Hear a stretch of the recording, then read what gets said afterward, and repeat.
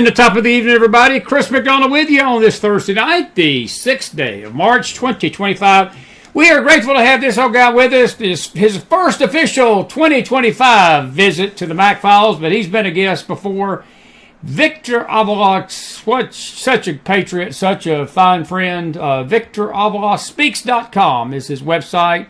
And Victor, it's so good to have you tonight, buddy. It's always a pleasure, and we respect your service to our country. And we hope that maybe, who knows what the Lord has for you in store, and maybe you'll be back fighting the good fight for the nation. We could sure use you. But I tell you, lots been going on since we talked last, and the country's changed for the better, and looking forward to discussing some of those changes tonight about the southern border, but some other things too. Good to see you, man. Good to see you. Great to be back with you. Thank you. Listen, I want to talk about the big elephant in the room. You fought very hard. You're in Texas, and you have been one of the leading voices for a strong southern border, the lawlessness that was going on under the Joe Biden administration. I was looking at a report yesterday, maybe the day before, about February. Those numbers, man, I tell you, it has been like night and day. And, you know, people can hate Trump, love Trump, despise him, whatever, but you can't argue with facts, and you can't argue with figures, you can't argue with numbers. And we had the lowest border crossings probably in 20 years last month in February, and that's a sign of what happens when a president is in place. I love what he said Tuesday night. The Joe Biden administration kept screaming that we need laws, we need the law in place to enforce the border, and President Trump, I don't know who wrote that line for him, where he just came up with this best line of the century. He said, no, we didn't need new laws. We needed a new president. And that's how you state it. That's how you stick it to those that are claiming that we couldn't fix this problem before. But he's right, and I think we've seen the fruit of that. Absolutely. It's the will, right? It's the will. It's the wanting to get something done on behalf of the American people. So simple, so simple. Biden also said that at one point, he didn't have the authority to do it. Ridiculous claims, because we know that it was orchestrated this way, and it's a big, big problem, because they did a lot of damage to this country. Not just illegal immigration. We're talking cartels. We're talking our national security, our public safety. It's on them. But now the border, and I had said this before, the border itself, securing it, is actually the easy part, because now you have everybody back on the line. You have Border Patrol, you have National Guard that, by the way, have been deputized to be able to detect and apprehend. Even the ones that were there before didn't have that authority. Now they do. You have the Marines. You have in Texas over 300 Texas DPS troopers also deputized. So it's fortified, and the ones that are due, the stragglers that are coming over, a couple of hundred here and there, guess what? They're being apprehended and they're being removed. A lot of people forget. Well, there was 21,200 and some thousand, remember, per month apprehended by the Biden administration. No, they weren't. They were let in. They were let in. They kept on using apprehended, encountered, whatever.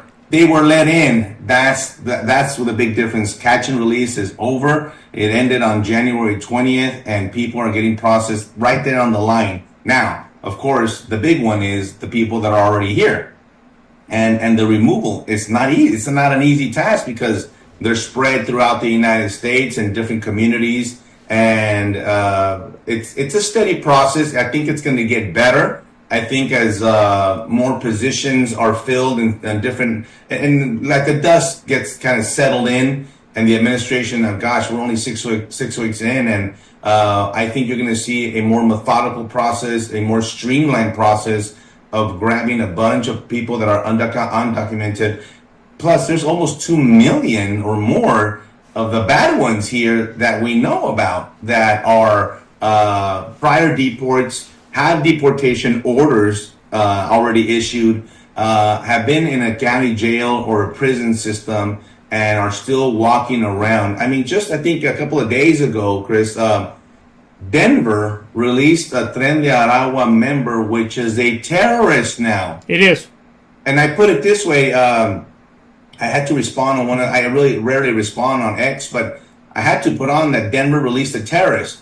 because that's what we need to start. That's the language that we need to start using now. Absolutely. These people are terrorists. They've been designated as foreign terrorist organizations. So I don't care about sanctuary cities. You are now releasing terrorists if they come inside your county jail, and there has to be some kind of accountability for that. And I think we're going to get to that point soon, where you're going to see these county administrators, judges, even possibly sheriffs that are cooperating with this because they run their jails, be held accountable, and that might mean in handcuffs. I'll agree. I'm not sure if you saw the hearing yesterday on the Hill with these 4 sanctuary mayors, Wu, this Johnson in Chicago, Johnston from Denver, and I can't think of the other one, but Austin, yeah. Yes.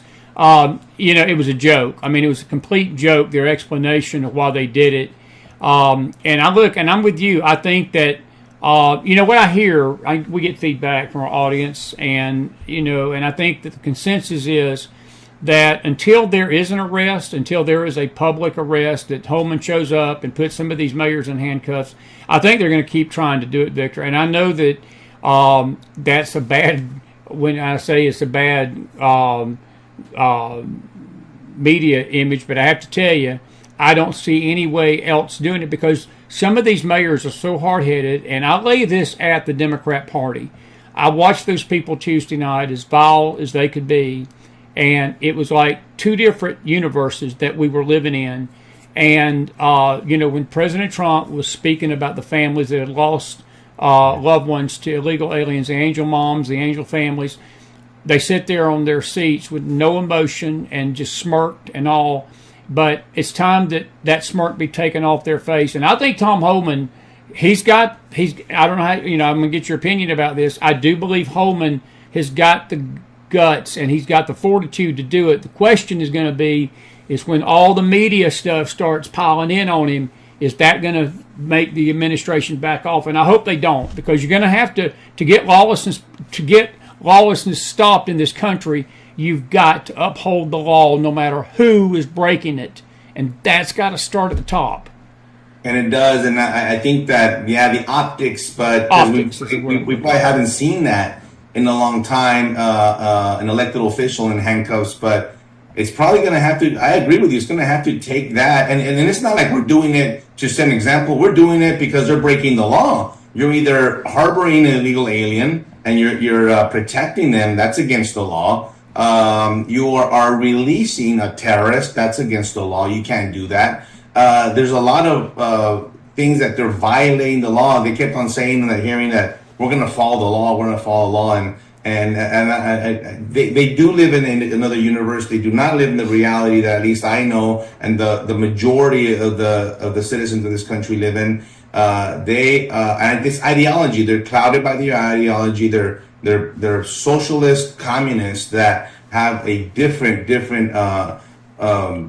concept of what this constitutional republic is. It's right. Not for them, but they're here. They're here. They won't leave. So they want to have their cake and eat it too. And we're going to have an example made out of them that just doesn't work that way. Life it's not that way. And there's a lot of people especially the ones that really infuriate me are the ones that they know they're illegal aliens. These are bad people. We're not even talking about just a person that's illegal. They're charged with sexual assault of children, rapes, murders, thefts, carjacking, serious crimes, and they release them, and then they go and kill someone when we know that crime would have been 100% prevented. And they know that they're not stupid. I'll tell you that they know exactly what they're doing. And then I start thinking, why are they doing it? Right. Is it out of spite? Is it really because I hate Bad Orange Man? Is that really? You hate that man so much you'll destroy the country because of one person? What they don't understand is that one person, Donald Trump, represents us. That's so He's true. our representative. What do you think this republic is about? Is we chose a representative to be our voice and to implement our will. And they're just obviously completely against it. But I think it's going to get uglier, if it's not already ugly, before it gets better. A couple of quick questions. You're in Texas. Jocelyn Nagari, that horrific crime that was committed against her by these illegals. I think that the mother today came out and just ripped into the Democrats for not even standing for her daughter. How is it playing in Texas, like the state? Look, I say this, and I shake my head the fact that Al Green, Jasmine Crockett, and Dan Crenshaw, the biggest rhino in America, all are in Texas right now. And I'm just curious, is something going on in Texas? Is there something happening there, that undercurrents? Is there what's going on with the voting? But how is all this playing with your state? And Abbott and I'm not going to say that I've been a big fan of Greg Abbott. I know he's tried to do a little bit, but I think a lot of it's been political, to save his political hide more than it's an actual effort to stop that border. But it's got to start at the grassroots, man, because the federal government, Victor, when you get down to it, buddy, and you know this, can only do so much. It's got to start with the will of those sheriffs that you mentioned, the local officials, and all these people in these small towns. And I'm thinking of my dear buddy Andy Lauterbach. He was in Edna, Texas for many years as a sheriff, and he told me some of the stuff he told me that went on down there, with these local people. That's the biggest hindrance to some of this stuff. Do you think that that's going to be stopped on a local level in Texas? Several things going on with Texas, and this will kind of give you a picture of what's going on. Texas is an extension of Washington, D.C. There, I said a lot right there. Yeah, that's not good. That's not good. We got a swamp in Austin, and we have in Texas controlled the House, the Senate, and the governorship for more than 20 years. But you would never know it because it's the Democrats that are in control. What? What did I just say? Mm-hmm. Yes. The Democrats have been given the power by our own Republicans. Now, last year, the last session, there was an outrage here because the Republicans put Democrats as head of chairs in all the committees, right? Right. It was a big outstorm, and you know what they did this time? Okay, so we're not going to give them the chairmanships, and we're going to put Republicans there. But then they did, and I'm not that intelligent to explain to you the breakdown of this, but all I know is they made a deal with the under chairmanship are all Democrats, and they still have the power to kill bills and especially because you mentioned grassroots. The grassroots movement in Texas is incredible. It's powerful, especially the conservative movement. But once it gets to Austin, it is killed. They don't care. They don't care about. I've spoken at hundreds of these groups around Texas, the women Republican groups and all these groups, a lot of them. They're great people, and all they want is good for all of us. And it gets killed, and they don't get the respect and the hard work that they do every single day at the local level in their communities on a Tuesday night, Wednesday night. They're out there on weekends. They go and take buses to Austin to testify, to get engaged. They're engaged, but it's the other individuals there that really have pushed the grassroots aside in Austin and has really damaged that. Now, that's the state level, which is a little bit in shambles, and wish we could change it. But when you start looking federally, you got these congressmen. They've always wanted to, and they've tried. They even tried again against Senator Ted Cruz. They really want Texas. They want to take over Texas. Absolutely. And it started with the Beto O'Rourke movement. Several elections cycles passed, and he got close. He did. It was about 2 points. And then they smelled blood in the water. The Democrats did, and they've been pumping multi-millions of dollars, hundreds of millions of dollars into these candidates, sometimes local candidates, mayoral candidates, school boards and such, because they are really trying to take their hand and take over the state of Texas, because the saying goes, the way Texas goes the rest of the country. So true. And I think to believe that, but this last time with President Trump being elected, we kind of came back and said, kind of a reminder, no. There's more of us than you. And as a matter of fact, a lot of Democrats jumped on They did. our team, especially the Hispanic community, which is, again, attributed to the grassroots level. I wish I could tell you it was the GOP that did it. They might have done a little bit and had a little bit in it, but it really wasn't. It was the grassroots people putting out the very, very simple messaging. Because once you get complicated with the economy and the border, and we all know that. We know. But things that you cannot change from the Hispanic community. One, they believe in God. Two, they believe in family, and they're against abortion. That's right. That's it. That's it.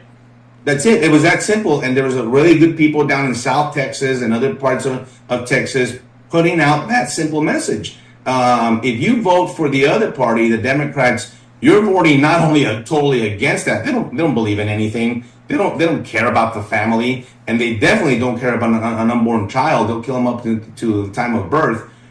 All of a sudden, the Hispanic community is what? And when you shove that in their faces, which you kind of had to sometimes. And you had to just kind of shake them and say, wake up. This is, aside from that, you're voting for higher taxes and all the stuff that we're against. And it worked. We got a lot more Hispanic votes to vote Republican, which is good, I tried to do that in my last election. And I hope I did a little bit of a dent in that, and just going out there and telling them what the reality is of, because of what we saw on Tuesday. It is shocking. It is shocking because even when you go back, and I remember the first times that I saw the State of the Union addresses and the congressional addresses by other presidents, I always got a kick out of the half of the room, up and down. Right. But never of what I saw on Tuesday. There was always some issues that both sides would clap. And in this case, there was plenty for the Democrats to embrace. And I love the way President Trump started that speech. What did he say? He said, doesn't matter what I say, doesn't matter what I do. You're not going to clap. You're not going to do anything, because they're bitter and angry. And when you have those type of feelings against either your own government or your own country, it's very dangerous. And these are elected officials. I don't even think this is the part that Al Green is still getting elected in Houston. I know. I mean, are people seeing what you're voting for? And this is the challenge, I think, that we have to go into these homes, whether it's in English, in Spanish, whatever. We need to go in there into these communities and tell them exactly what. Because I'll tell you what, even these Democrats that voted for these individuals, I still want to be an optimistic person. Still believe that we would all be sympathetic to a victim of a crime. Like Jocelyn's parents. By the way, I met her in Washington this past inauguration, and I had a really good conversation with her. And I've met so many angel moms and family members that have lost a loved one to a poisonous fentanyl pill or a criminal act by a legal alien. Too many. And I will continue to say it. There was a person on MSNBC this week saying that, well, Americans commit a lot of crimes. Look at Texas. Listen. I know we have a lot of crime. Every country, everywhere, we have a lot of crime. But one rape or one murder or any other crime, a person that is here illegally is one too many for me. Exactly, Victor. There's no excuse for it. That's my response to them. I don't tolerate those either, by the way. I'm a big victim advocate. I advocate for the victim because they always get lost in the shuffle. Everybody always forgets about them.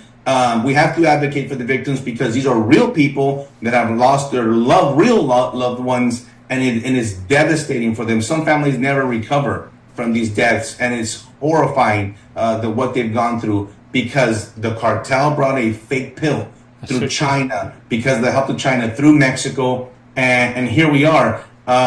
Speaking really quick of Mexico, because I listen a lot to the Mexican president when she does these speeches, and my goodness, I almost cannot listen to her, but I listen to it so I could be able to share the mentality. Again, communists, right? In Mexico, the blame game, right?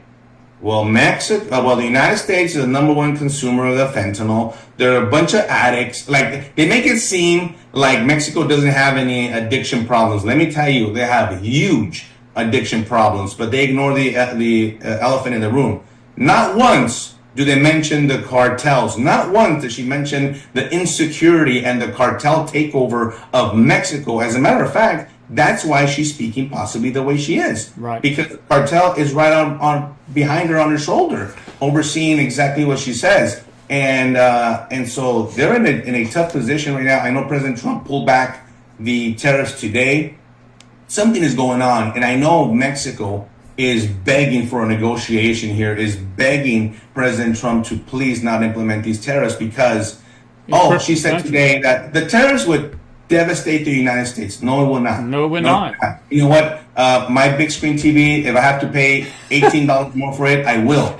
Because we live in this country, and people earn a living. And if I have to pay $1 more for this and $1 more, I don't care. I will sacrifice that. The difference here is that Mexico cannot with their wages. It will destroy that country.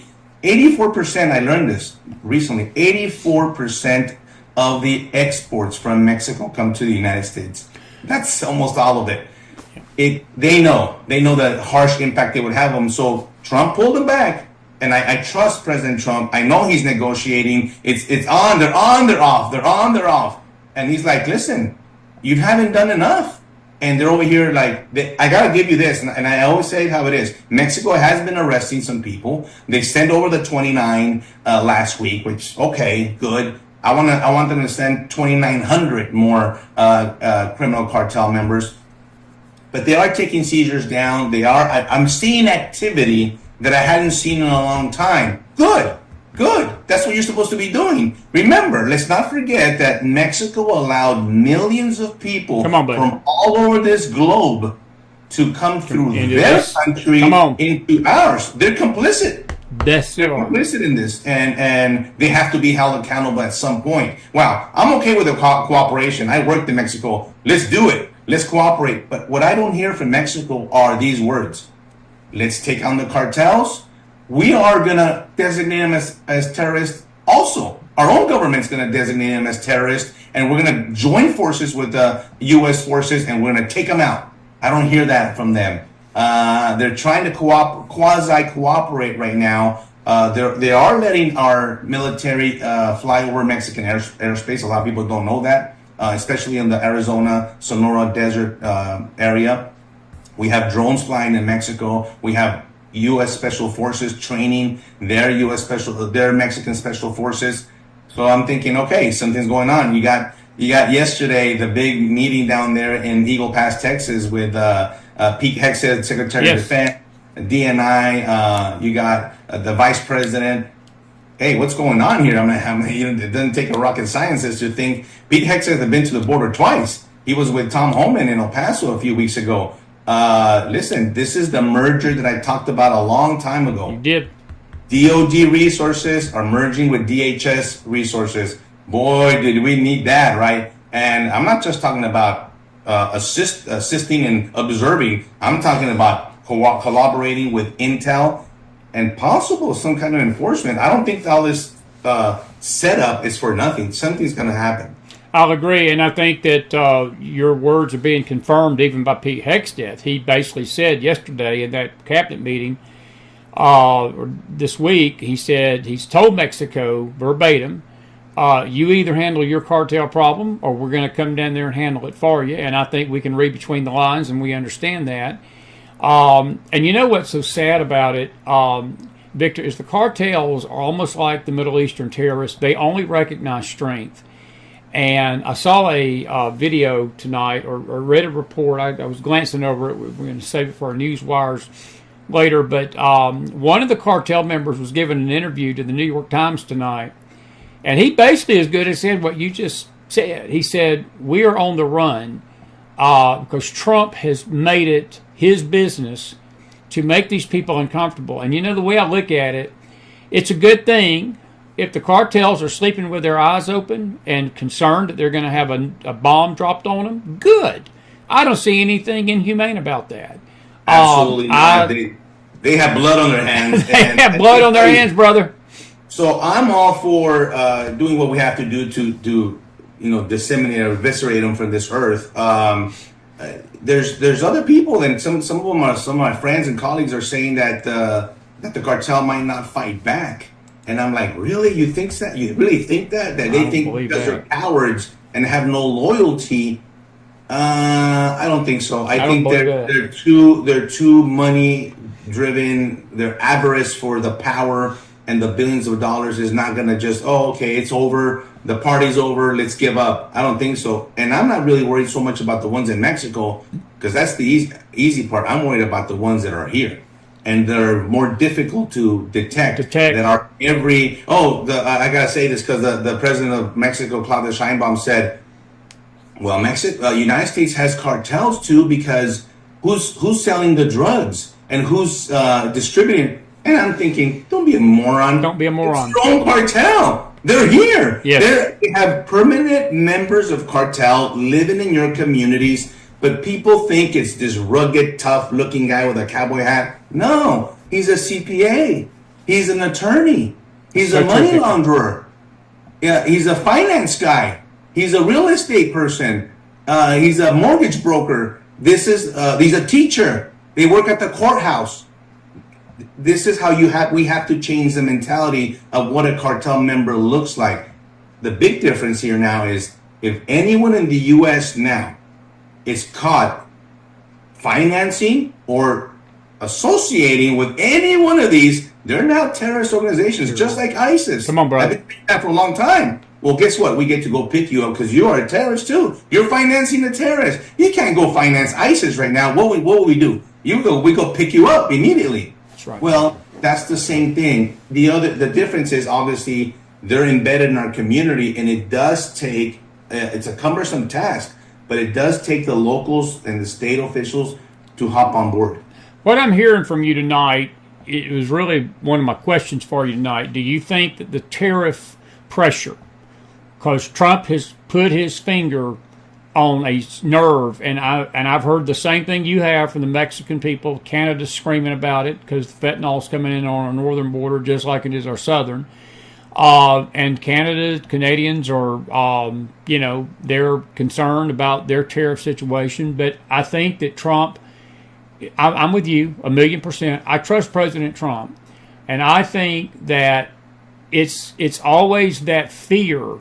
This is something that we've not had for 4 years, and we've witnessed more in almost 2 months, a month and a half now. Right. I think that they have gotten the message that this is not Joe Biden they're dealing with, and Trump will bankrupt these countries, Victor. He will bankrupt Mexico if he has to get what he wants. And I think my question to you is twofold. And I think you've already answered it, but you can sort of confirm this. What I'm hearing from you is that the tariff pressure is more about the border and what Mexico has been allowing over that border than it is trade.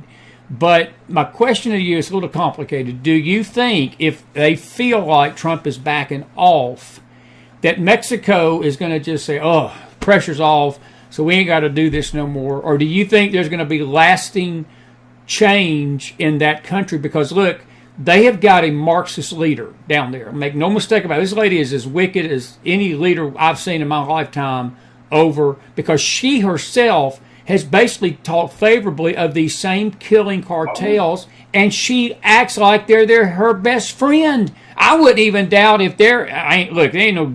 I'm just South Georgia boy, and it's just common sense. Money is flowing into that Mexican presidential house like cotton candy.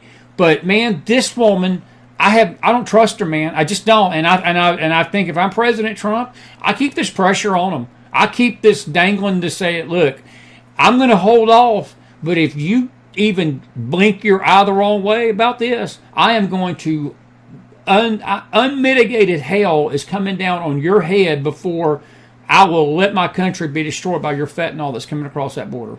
One thing you said that you're spot on. This is not a tariff war. Please, it might be a little bit with China, maybe a little bit with Canada, but this is not a tariff war. This is a national security war. Absolutely. This is so tariffs happens to be the tool. That's all. This is about fentanyl. This is about the cartels. This is about our national security and our public safety. No doubt about it. I have no doubt about it that this is what it's about. But because of the tariffs, people seem to focus on that and the cost of this and the cost of that. Listen, the tariffs would destroy Mexico. We know that. President Trump knows that. Mexico knows that. But to answer your question, I don't think, like right now, today, tariffs were pulled back for another month till April 2nd. 30 days. I don't think Mexico is saying, "Whew, man, that was close." No, I think Mexico is like they're on pins and needles. I think they are too. I remember I got a feeling like when my dad gave me that look when I was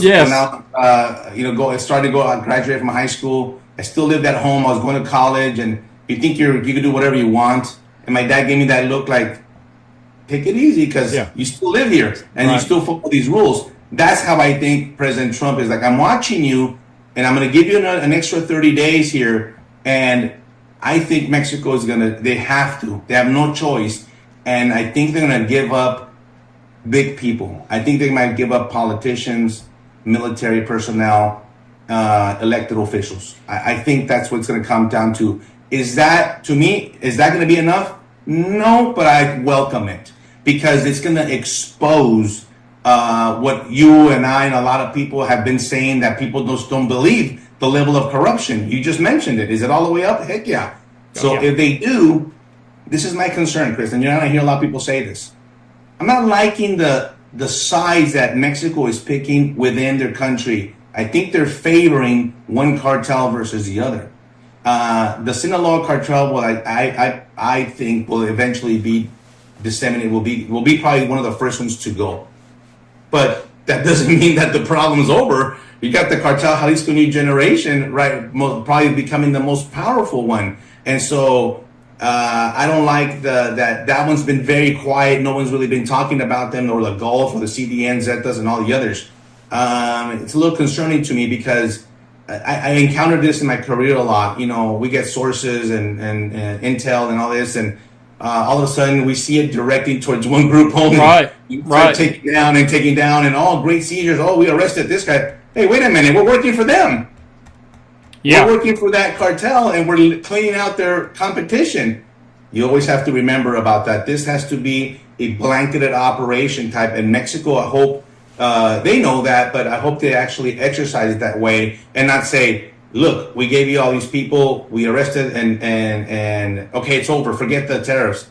I don't know. He says April 2nd. I don't know how much of the percentage is going to be implemented. It might not be 25%. It might be half of it, 12.5%. I don't know. But either way, it is the tool used by President Trump to fix this border, secure our sovereignty. The Mexican president keeps on saying it over and over. We are a sovereign nation. We're not going to allow anybody to come here, blah, blah, blah.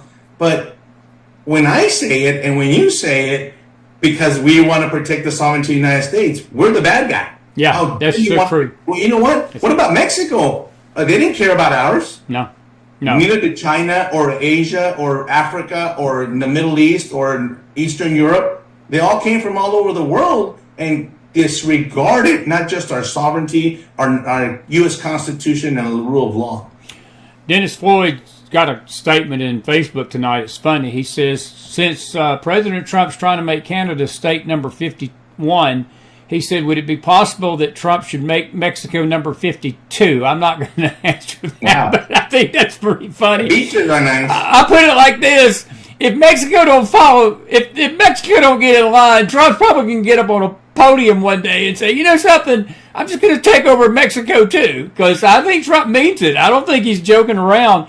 But let me just ask you a question. This is off the subject, but it's on the subject. These 9 bodies that were found dismembered on that road, I thought that was cartel stuff. You think that's cartel? Yeah. These are young college kids, College kids went out to, I've been to some of those beaches in Oaxaca. It's not Cancun, it's not Cabo, but Oaxaca has beautiful beaches. And that's where they went, but they were captured, tortured, murdered, and dismembered. I know. Found unreal. Their hands in one location, the heads in another, and in bags and distributed there. But they found them several states apart from where they were killed or taken. Whew, there's a lot of stuff to why. Everybody wants to know why. Is it cartel? Of course it's a cartel type of hit. I mean, this is their signature violence. but people are saying, well, maybe they were trying to deal drugs. Maybe, I don't know. I think this is a little bit more. The cartel doesn't make a statement like that just for making it either. They do make statements, but they make it with a purpose. And usually they would leave, believe it or not, a written message. I would think, yeah. Usually do, and nothing here. Maybe we'll hear something here in the next couple of days, but again, it's a reminder, right, of the level of violence and disregard for human life. They don't have any respect for it. This is what I tell people, don't underestimate the cartels. I know that they're no match for our U.S. military. I know that, but it doesn't mean that they could cause us harm. It doesn't mean that they can't kill a lot of people. They have a lot of capacities too. Again, going back to my point, inside our country, are these guys going to go nuts and go against our civilians, a police officer, a federal agent, just in retaliation? This is what worries me, is that these guys don't care. And at that point, obviously, I could tell you firsthand, they don't give a crap about U.S. Federal agents. They fear no one. I'll tell you one thing they do fear, though, is the media. The Mexican media is probably the only thing, because they don't like to be exposed. And they just killed another one.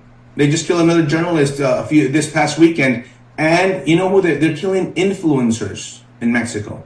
So these YouTubers, TikTokers that happen to mention something against the Sinaloa cartel, they go and decapitate them. So they want to control their narrative. They want to put their pictures up, their announcements, their videos, but not the ones from legitimate journalists that want to expose the truth of what these guys and these groups are all about. That they don't like. Wow. You mentioned the influence. Do you think that influence goes all the way to our Congress? Oh, yeah. Because people think, well, they gave cash to the... No, that's not the way it works. We're talking about a way... it's a money laundering, funneling operation worldwide. It's billions of dollars. You can't... Where do you keep billions of dollars? Well, you have to do something with the money.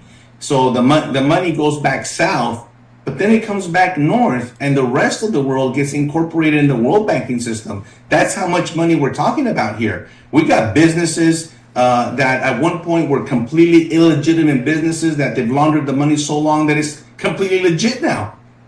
We have, I have said this from a long, long time ago, that if you would extract all the illicit funds from these organizations, from the banks, overnight, banks would collapse in El Paso, McAllen, Laredo, because they function based on that money.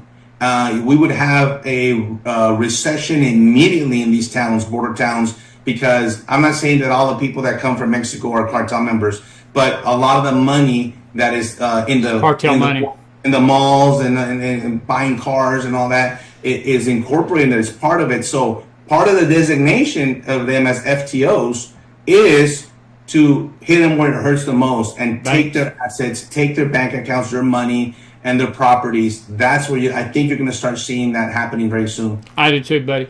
Have you been shocked at how quick that Trump's been able to, and Holman has been able to forge this change? Because, brother, I tell you, these figures in February compared to January and going back to 24 and even 23, 22, I mean, Victor, I knew President Trump coming in had a huge mountain to climb with this border. I believe fully the border was one of the top two reasons he got elected. Other than just the insanity of the Dems, I think people, even on the left, looked at Kamala Harris and said, "Holy, you know what? We even we Dems can't stomach this mess." That's right. But I do believe this border was a huge, huge pull again, and people had been seen enough of what happened.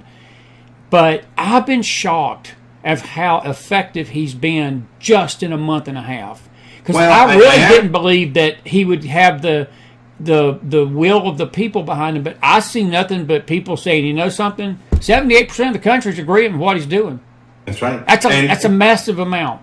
It is a massive amount, and I am a little shocked at the speed. I knew it was going to happen pretty fast, but this is, incredible timing that they've done what they've done. But when you start thinking about it, look at the people that he put there. Obviously, that's Tom Homan, but you got the personnel, which makes a world of a difference because they weeded out all the bad ones. that even if they were in these government positions of law enforcement, FBI and others, it really didn't matter because they were the cause of all these issues. Well, when you move those people and put a patriot there that really is going to want to follow not only the will of the president but that of the people, this is what happens. You get immediate results. And then another thing, and I think this was happening along the federal government.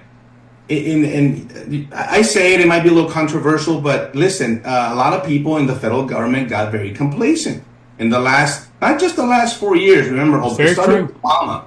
It started with Obama, and you go home and work from home, and la la la, and all this stuff, and it does something to you. And so President Trump comes in, lights a switch, and lights a fire. And you better move because the man doesn't. Now, he expects you as an employee of the federal government to work as hard as him. That's exactly right. All of a sudden, you got, I'm telling you, I have friends and stuff. They're no longer in the office. I used to be able to call them and get some intel here and there. They're not available. And that's a good thing. Oh, they got us out on the weekend. Oh, they got us on the Sunday at night. I go, that's the way it's supposed to be. That's the way it's supposed to be, brother. You forgot that that's what you signed up for. We, as a federal agent, as special agents, we signed a mobility agreement when we go to the academy. This agreement with the government as part of your employment says that you are subject to move at the needs of the service. Yeah, I'm with you. I work in El Paso, Texas, and we need you in D.C. Boom. We need you at the northern border. Boom. That's what we signed up for. But because that hadn't happened in such a long time, and now all of a sudden they're like, I better look busy or else I'm gone. I'm gone. That's right. That's right. And now, because a worker, I like to work and I love to work. So I'm okay with this. But I know that it's taken in the 6 weeks. That's a shocker. But you'll see it. They're going to come back. They're like, all right, man, I'm back. And that's the morale. That's the backup. I have the backup of my supervisor and my supervisor all the way up to the president. And I'm going to go do my job as best as I can. That's the movement that I want to see. We got about 10 minutes, and I want to ask you a question. I'm going to change subjects on you and get more some domestic things. What's your biggest concern? The speed of this has been great. But as Victor Avila looks at this landscape, and look, me and you both know these cartels are not going to take this laying down. They're scared. But these are evil. These are terrorists. And if I know anything about terrorism, I look at Hamas the same way. Hamas may seem down right now, and Trump basically laid the ultimatum down to Hamas this week, said, I'm going to basically come over here and kill every one of you. And I think he's done the same thing to the Mexican cartels. Trump ain't going to put up with this. But Victor, you and I both know these people, as evil and wicked as they are, they're not going to take this laying down. And I'm just concerned, our complacency here thinks, and it happens in cycles, and it's just human nature. When things are going good and everything seems to be being taken care of, we the people let our guard down, and we don't be diligent in putting officials in power, locally and state, that's going to be gatekeepers and protect. Because when you get down to it, again, President Trump sits in D.C., and I'm not trying to demean anything this man. Look, I'm so proud. I mean, I've been eating popcorn and laughing my head off at what's been going on and the things that's going on in this country the last month and a half. But I'm concerned about the local and the state levels, and we need to be very diligent in our towns. And I don't care where you live in this nation tonight. I think what you've heard Victor say, these cartels their reach is into the heartland of America, and you just don't know when you're going to your CPA or your banker or whatever that they could be sitting there they could be planning the next whatever on our country. What's your concern? What is your biggest fear as you see this happening so quickly? But there's got to be some concerns that absolutely they're not going to take this laying down, buddy. No, they're not, and that's my concern. The concern is, and you said one word, desperation, right? So the cartels are not used to being in this desperate mode as to kind of rambling. We got them. We want them on their heels. I don't think they're quite there yet, but they're starting to because the United States is pushing, and then Mexico pushing a little bit on them. They're not used to this, and especially the last 4 years where they had literally had carte blanche to do whatever they want. my concern is that these evildoers are going to be in one of our towns, and because of that, they're going to say, "Oh yeah, well, I'm going to retaliate, and we're going to drop a drone bomb in the middle of wherever, a bunch of people." Yeah, no. That is my concern. And then you know what? They're going to say there's going to be a mix of information that nobody's going to know, and they're going to say, "Well, it was Hamas that did it." I know, it's a good point. Well, it was Hezbollah that did it. And then people are going to think, yeah, Hezbollah, because they're a terrorist organization. They're not going to think immediately, oh, it was a cartel that did it. And it's interesting. The cartel has that protection, right? Because to even right now, as much as we talk about them, as much as I talk about them, they're actually the unknown. They're people don't know who the Sinaloa cartel is and the Cartel Jalisco New Generation. They don't know that. They don't know those alliances, the allegiance that they have, not only to their group or maybe to their country a little bit, but their allegiance is to the money and the power.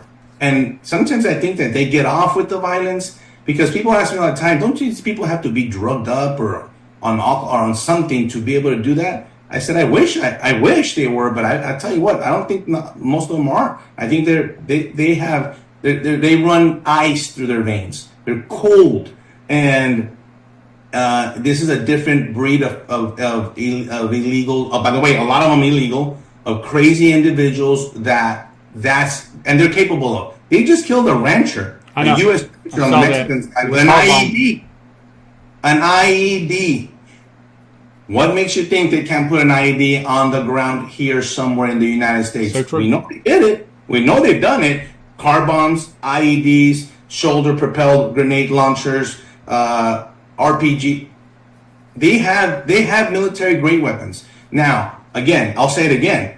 It doesn't mean there's no match for our military, but some lone wolf group of 5 guys that represent the Cartel Jalisco or Sinaloa in one of our towns do an attack. That's my concern. And so seeing Tulsi Gabbard out there in Eagle Pass yesterday really encouraged me because we need the intel community. One of the things that the cartels have had on us is the intel gathering. They've always been ahead with the intel. Well, now we're going to switch that around. We are going to be ahead of them because intel capacity is really what we need to gain the advantage over the cartels so we can then strike against them. We need to be ahead of them with the intel. We need to know where they're going to be before they're going to be there. That's the type of intel that we're gathering. And by seeing Tulsi Gabbard, it really gave me this is a team. This is another thing real quick. DOJ, FBI, DEA, HSI, ICE, all together. Let me tell you, friends are calling me and say, Victor, from HSI, hey, DOJ called me and said, hey, what do you guys need? We're ready. What the heck? I never got that call in my career. It's a good thing, Chris. It's a good thing. That's a good thing. Wasn't that supposed to happen after all the time? Absolutely. Well, whatever it takes, because we're one team. So we all have different initials. Who cares? We're the United States of America, and law enforcement has the same mission, is to protect the American people. And by seeing all these agencies combining efforts, I love it. And then you include the intel, where the intel should be focused on. It is now going to be focused on these threats, interior and exterior. Oof, this is where we get to prevent some of this. Absolutely, buddy. I couldn't have said it better. Let me ask you as we sort of wrap this up tonight. We're going to get you back on soon. I'm so grateful to have you tonight. It's been a great interview. You just bring so much to the table when you come, and consider you a good friend. And I'm looking forward to seeing you in person one of these days. But are you okay? And I probably know the answer to this, but as a former federal agent, watching what President Trump and Elon Musk and each of these agencies are doing, and I think my biggest I think what I'm seeing different from this administration than President Trump's first is that you sort of alluded to it just now. Everybody is on the same page. Whatever Trump is saying in that White House and to the media, he is not going to have Pete Hegseth, Tulsi Gabbard, Ratcliffe with the CIA, Waltz with the National Security NSA. He's not going to have Patel He's not going to have Dan Bongino. He's not going to have Pambondi going out there. He's not going to have Marco Rubio going out there and saying something different. They're all saying the same thing. They're all working for the same thing. They're all working together. There's cooperation. And, Victor, that's the most beautiful thing when you see a government in one accord and a government working together. And they're all committed to get rid of the fat, to get rid of these useless workers that are just, they have probably done more damage. I think the damage to our nation has not so much ever come from without as it has come from within. And, right. I think this whole border situation, if we really did a deep dive into why we got here, because that question is asked all the time. How did we get here? It was done from within. This was done from within these agencies with bureaucrats that were taking money probably from these cartels and taking money from these special interest groups to turn a blind eye to this. That's not happening right now. And I'm going to tell you something. I want to add one more group to that unity. Congress. I don't know what's happened. Maybe that's a little too much to ask, but I want Congress to be part of it because we are going to need some kind of legislation down the road. We will. And so I agree with you. I worked in the embassies and I saw USAID and so many times in my career, my 20-year career, I saw and I thought, man, the fleecing of America. My goodness, this is not somebody else's money. This is our money. And I was always I'm not going to say I was a frugal guy, but hey, I tried to take care of my G-Ride and my equipment. And, I took care of it like if it was my own because I was going to be the one wearing it. I'm going to be the one driving the car. So I kept it clean and all that good stuff. But there's a lot of people in the government that didn't care about that. And the money, you ask me if I'm okay with it? I am absolutely okay with it. There are offices that I could tell you that I saw that let's just say for a numbers was 100 employees. The job could be done by 10. Without a doubt. In my instance as an agent, you had a group of 10 agents and you had 3 that were working and they carried the entire group. Yeah.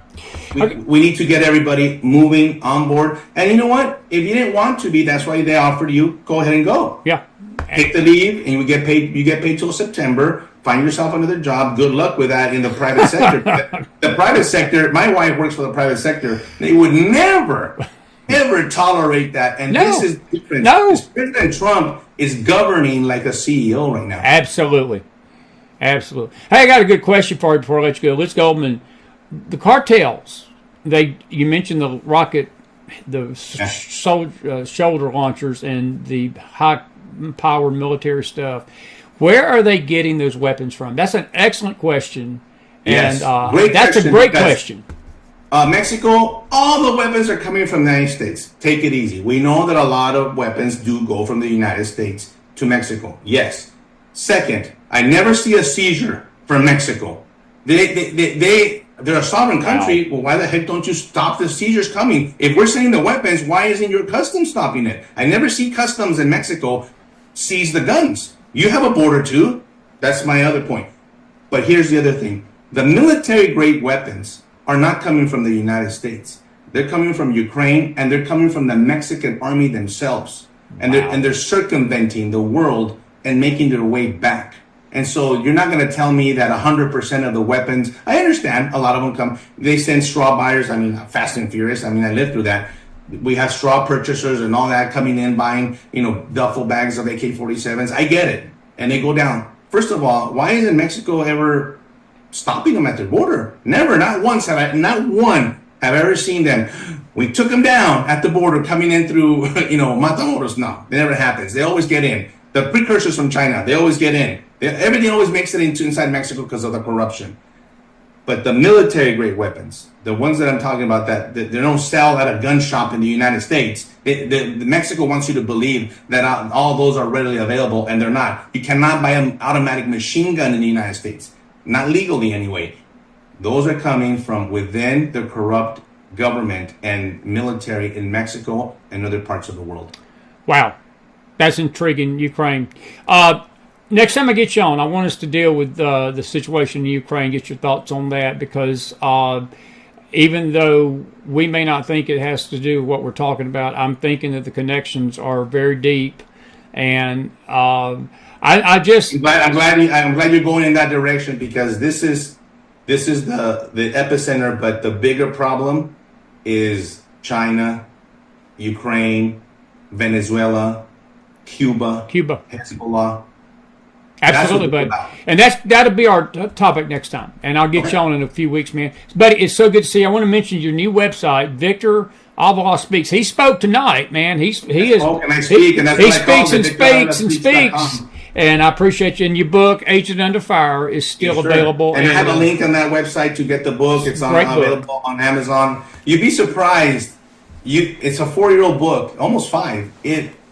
You think I wrote it yesterday with the information on there? I was about to say it's very timely. Well, listen, buddy, I'm going to say goodnight to these folks. I'll be in touch with you, and it's good to see you. And I hope to get out to Texas and see you this year. Have a good night and be blessed out there, buddy. Take care. Victor Avila, everybody, put some fire in that house for him. We're grateful for him, and that is a good man right there. And I tell you what, that book, Victim, Agent Under Fire, is one of the best that you'll ever read. He was almost killed by these cartels, and it's good stuff. It's good. That was a great interview tonight. I'm going to take about 2 or 3 questions. We've got another interview. We're going to take about a 30-minute break because I wanted to play January Smith Littlejohn's interview tonight. January Smith Littlejohn, she's actually Littlejohn. She was in D.C. Tuesday night, but we had recorded this interview like a day or 2 before that event Tuesday night, where she was called out by President Trump in a good way. He recognized her. We're very proud. We're going to try to get her back on next week. We haven't heard from her to confirm it. We got Eric Heron coming back next week. But what I will do, I will take a couple of questions, and I'm going to read a few comments. Corey, your comment about the rancher, that's what Victor was talking about. They set off a IED, and it was blew his truck up and killed him. And it's hard to fathom that this pint-sized dictator who is ungrateful for $350 billion could be very well funneling weapons into the cartel. Wouldn't that be peachy if Elon found that out, and if they did a Doge on this? That's what I believe they need to Doge, folks. They ain't to tell how much corruption we got in this. I mean, that's the most frustrating thing to me, is that when you know, and I failed to mention this to Victor, but that story about the 9 kids that were decapitated, we ran it yesterday on our afternoon news show. We read the article to you. I have not heard anything about those 9 kids except for the Gateway Pundit. I think Breitbart had something on it. But the media here has been pretty much a no-show on that story. And I thought it was a big story, because to be decapitated and have your heads cut off and hands cut off, that was a message. That was a cartel message. And you heard Victor, they just don't do this stuff without a reason. And God bless the families of those poor kids. They were teenage, they were in their 20s, they were going to the beach, and so forth. But anyway, very sad. But it was a great question, Liz, about the weapons, and I'm glad he could answer it. VictorAvilaSpeaks.com. I encourage you to get that book, look at that website, and so forth, and we will talk a little bit more about this. Listen, it is 9:45. We started a little early because I was going to hold off January's interview till tomorrow, but we tend to have a bigger audience later on in the evening. If you'll give me till 10:15, her interview lasts about 40 minutes. I want you to come back and be with me for a late show tonight. And who knows, we may play it again. I will tell you, we'll be starting Monday, March the 10th, 2 o'clock in the afternoon. Will be audio, so Chris can roll his eyes and nobody can see me when I'm reading stories. And I can make all sorts of faces in the camera. Nobody will see what Chris is really thinking. I'll just have my voice. But we're going to be on K-Star Media starting Monday, March the 10th, 2 o'clock to 3. It'll be our news show, Monday through Friday. And you'll probably hear Victor's interview. What we're going to be doing is taking the MP3s from our McFiles interviews and replaying them, because it's a totally different audience than what we've got tonight. It's going to be another frontier of where the show is going. And folks, I want to just say this tonight. My number one calling is a Bible teacher. My number one calling is faith. My number one reason. It may not have been this way at the start. We started this network trying to keep people informed about the news, and we were very, very, very strong in doing that. We've always been strong. We're going to continue to do it. It's a vital part of what we do. But we're faith people here, and this network will always promote faith. And but we do these shows during the week for a reason, because the public needs to be informed of what's going on in the world. And Angeline Omer, who is the head of K-Star, she's very excited, and me and her talked about the theme of this coming radio program. And while it will be current events, and we'll do weather updates and things like that if the country's got bad weather during the day, we will always put faith first. And we've always put faith first in this network. At least we've tried our best, and we will always do that. But I just want you to know that no matter what happens to the news side, the faith side is going to always continue. And we're praying as we go into this year how the Lord's going to do this. I enjoy the news side. If the Lord comes to me and says it's time to wrap it up and turn it to faith, that's what we'll do. Folks, I believe strongly tonight that turning the network to mainly faith is what saved this network back in 2021. We were facing an uncertain future after that election of 2020. And the Lord dealt with my heart, and He told me as strongly as I've heard a voice in my own spirit. He said, you need to turn the focus to me. He said, that's the only thing that's going to matter here soon. And I think that we're headed there. So please understand that when we do these shows like this, it is to inform you, to encourage you, to let you know what's going on out there. But we never lose sight of the faith side of this network. And I'm saying that for a reason tonight, and so forth. We're grateful that you're here tonight. Did you enjoy Victor Avila? I hope you did. I hope you did. Awesome stuff. Awesome stuff. And so forth. But it's time that we say goodnight now. And may the Lord bless you out there tonight. God bless you. God bless your families. I'll be back. January Little John's interview's coming up. We'll do this in about 30 minutes. I got to take a break. And if we have time after the interview, we may do a few headlines. But tomorrow night we'll do a wrap-up show. And because I didn't want to taint January's interview with a bunch of other stuff, because this is so important. What she's going to talk about coming up here in about 30 minutes. Okay? And we'll take your questions at the end of January's interview about the interview with Victor tonight. So get your questions ready, and I'll be back with you here in just a little bit. And may the Lord bless you out there tonight, and we'll see you back here in just a few, about a half hour. Come on back and be with us for a late night special.